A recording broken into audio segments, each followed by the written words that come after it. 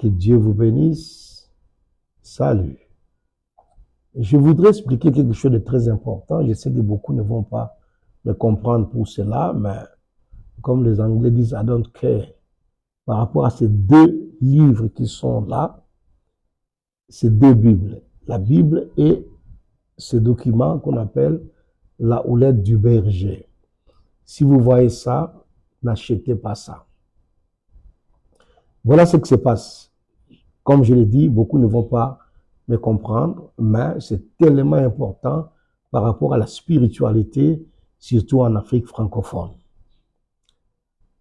En principe, il y a 25 ans, il y a 30 ans de cela, il y avait des missionnaires américains surtout, les Allemands, les Anglais, qui venaient donner les Bibles gratuitement en Afrique. Vous connaissez les Gédéons, on a eu des bateaux comme Anastasia, des jeunesses en mission qui partageaient des documentations et des Bibles gratuitement en Afrique. Après un certain moment, Dieu merci, les réveils rentraient en Afrique et l'Afrique a commencé à susciter beaucoup de grands ministères, de grandes églises, des grands hommes de Dieu, des grands hommes d'affaires qui sont enfants de Dieu.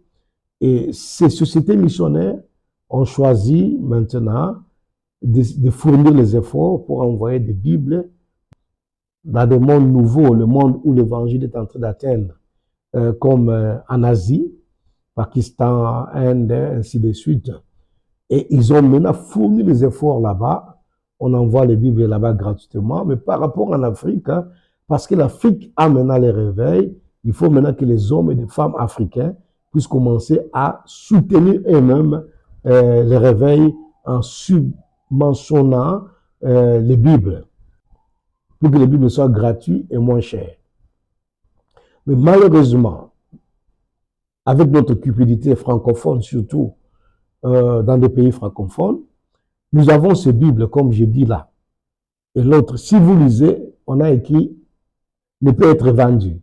Dans la houlette du berger, si vous ouvrez à l'intérieur, on dit « ça ne peut pas être vendu ». Les gens, comme Jimmy Chwaga, sa fondation, ils fabriquent ces Bibles-là. Ils payent, ils ont des imprimeries, on paye les gens, on paye tout ce qu'il faut payer pour que ces Bibles soient données gratuitement en Afrique. Nous, quand nous arrivons aux États-Unis, nous faisons les demandes que nous voulons ces Bibles pour distribuer en Afrique gratuitement. Ils acceptent de nous donner et peut-être ils disent, vous devez payer les transports et les restes des paperasses. On donne des conteneurs peut-être de Bibles gratuits à nous, pasteurs, et nous devons soutenir les transports.